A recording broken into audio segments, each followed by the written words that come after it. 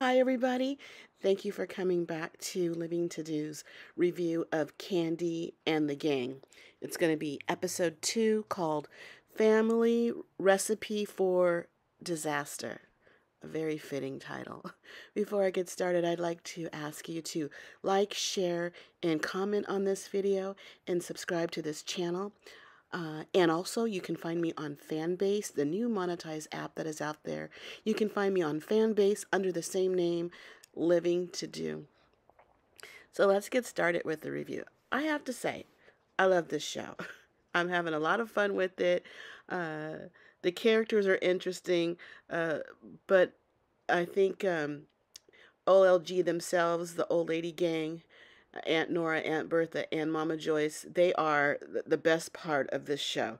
I know you got these young actors coming up or young people being showcased, but they don't hit the mark like OLG. The cameras need to stay on them. They are the whole show. Okay,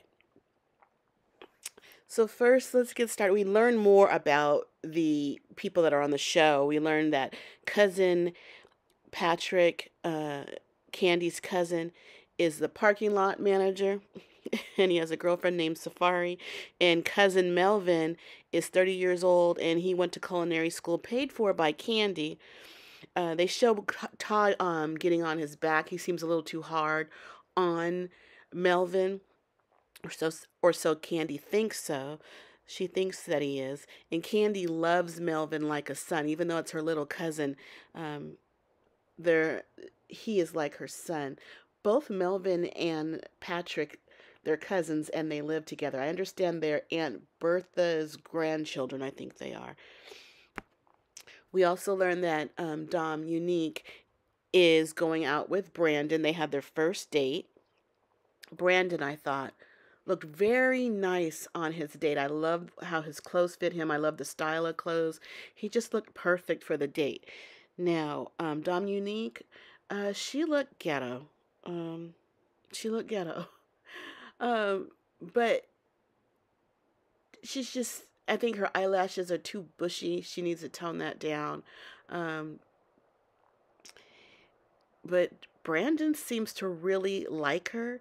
He went in for a kiss, and Dominique was not having that. She pushed him away, pushed his mouth away, but she did ask for a hug. I think they make a cute couple if she can just tone something down. um, Now, everybody, all the staff, they seem to like really get along with each other. They go out after work and have drinks, and they did that. They called it the welcome back celebration because a lot of the old employees were coming back. So they had Dom there, Sandrika, Brian, Rashad, Tauren, Brandon, and Patrick. We learned that Tauren and Brian um, they used to sleep together in the past. Bryant tells this in his conversation, in his confessional. He said that they did a little tug and pull. Now, Tauren, they didn't even catch Tauren saying anything about it. Oh, and also, Brian said that Tauren, Tauren's package is too big. That's pretty much why they kind of didn't work out. Um, when Tauren hears this back, I mean, the way that Bryant went on how big it is, trying to show us by his fur little scarf thing he had around his neck that it was so big, and that's just gonna make Torrance head get too big, and I mean his head on his head, his cranium. He is just the guy was just he was kind of praising him there a little bit, but he's too big for Brian. We also learned that Sandrika and Patrick, cousin Patrick, they had a situationship that lasted for about 4 months. She's moved on to her boyfriend June, and Patrick has a girlfriend, yeah, Safari. In their little after hours drinks meetup, Sandrika was complaining that OLG, they have their food, the taste of the food is inconsistent. She said whatever you order on Tuesday will taste totally different if you order the same thing maybe on a Saturday. So, that's kind of things you should listen from anybody who's telling you about your place of business, especially a food restaurant. The inconsistency of the food, I think that would be bad for business. Um, and also, Sandrika says she's only getting paid $12 an hour. Now, I know maybe like a waiter would get paid a less hourly wage because they make it up in tips, but I don't know what a hostess, if they get tips like that. And someone said at the table, well, everything ain't peaches and cream, but rice and beans over there. So, it's not perfect, but it's something, I guess. But Patrick, who was at the table with the gang, the staff, went back to Kandi, and he told Kandi what people were saying, because he doesn't like that. He's standing up for his cousin. His cousin's providing jobs for the community, and for him, he's not going to let anybody badmouth his cousin and what she's trying to do. But he told Kandi that she's only getting paid $12 an hour and that the food is inconsistent. They also asked Phillip, the general manager, out to go out to drinks after work. And Phillip was like, no, that's unprofessional. He is just, he's just so nasty. I don't know why anybody would be around him. Phillip, though, he has a boyfriend. Phillip's boyfriend is Felipe, which is Philip in Spanish. So Phillip, his Brazilian boyfriend, I don't know if he lives in Brazil sometime or he just doesn't live at Phillip's house. Because Phillip was talking about, I like it when you're here. So it's like he's there. It's not his permanent residence. It sounds like they don't live together. But they've been going out for a year.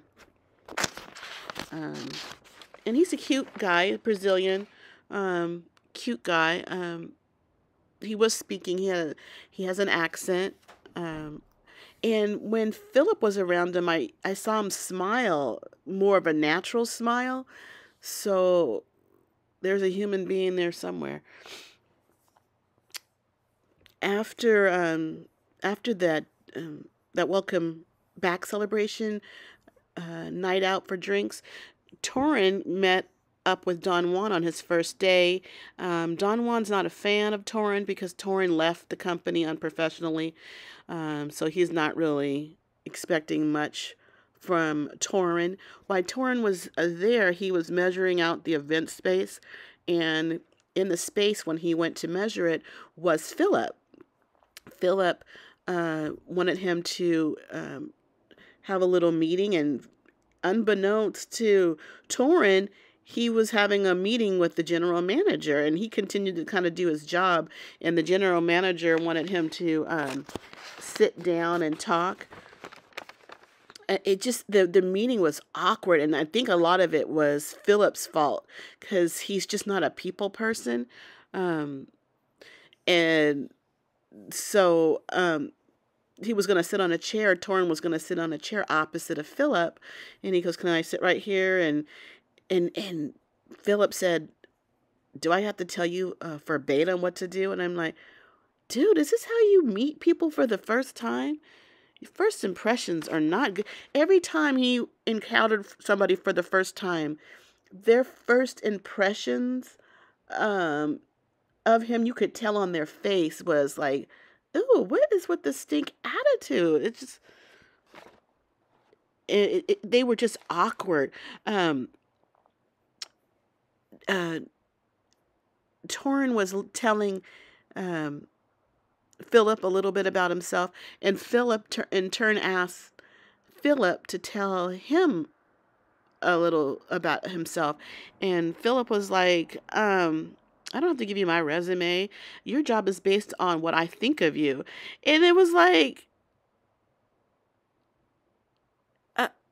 it was just a nasty way to be.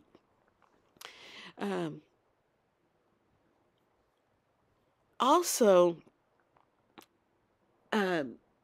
Phillip says, when they were talking, he says, when he wanted to know about this guy, he goes, I'm not applying for a job. And Tauren said, I'm not either.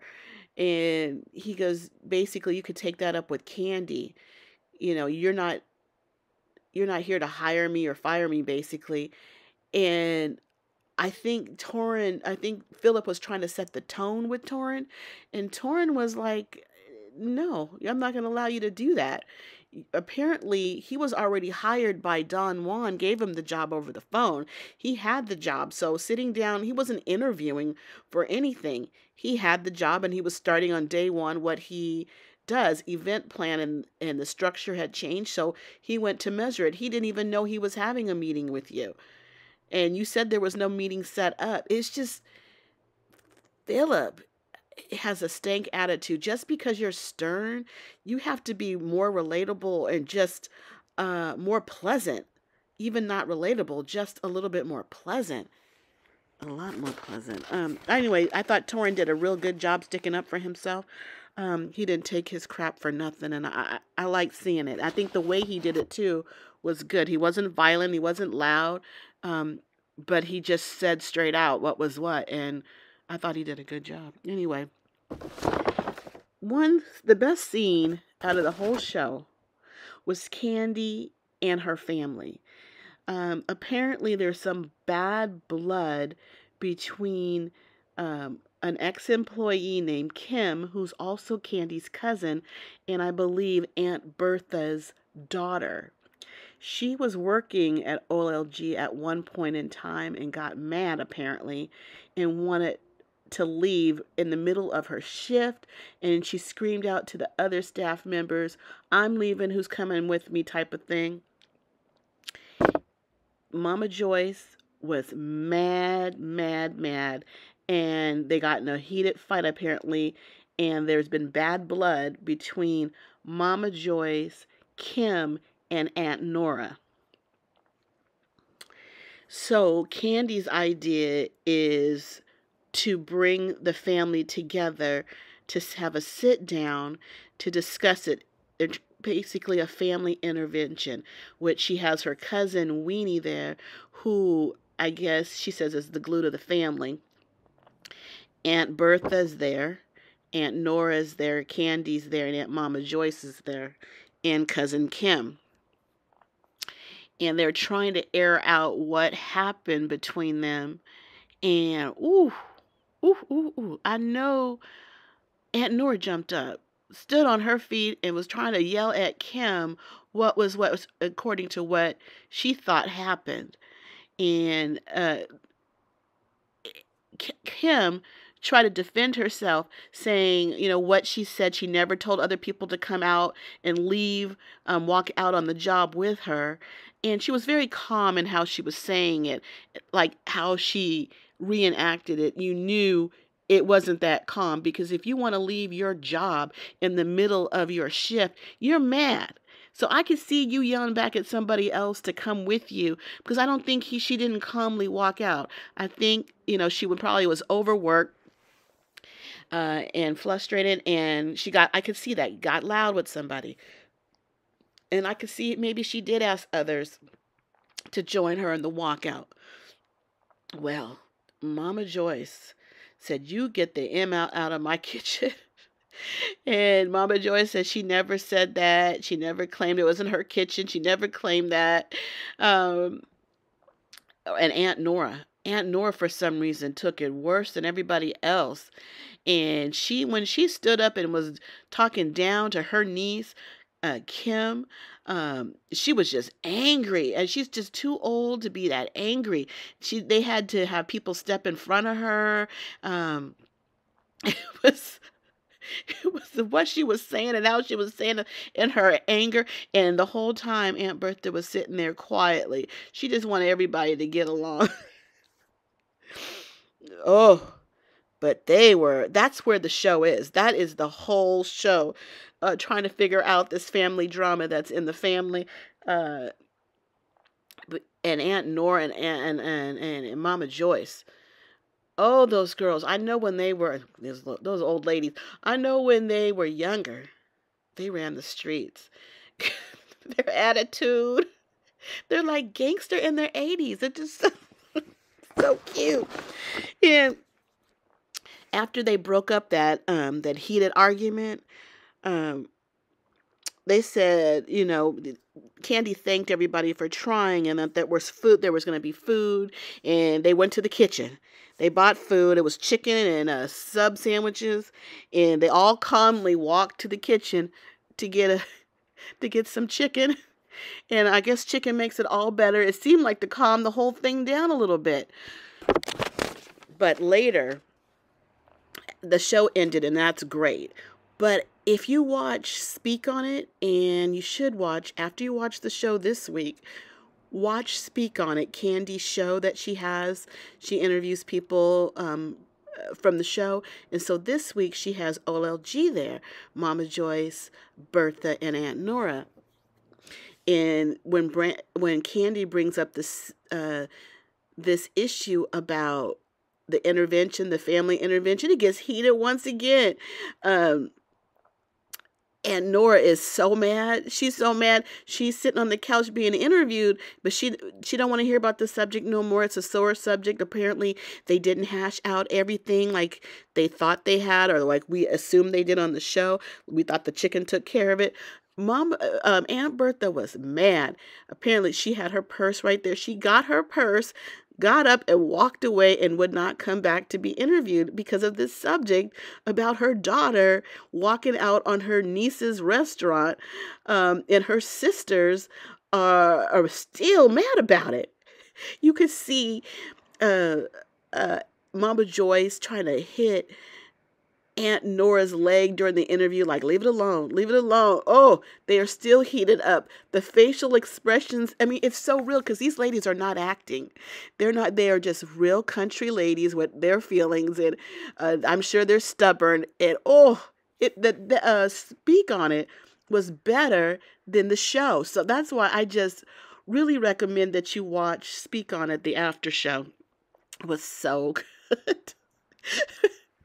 But that's all for now. I'll be back definitely next week because I really love this show. For more of Kandi and the Gang, I hope you join me.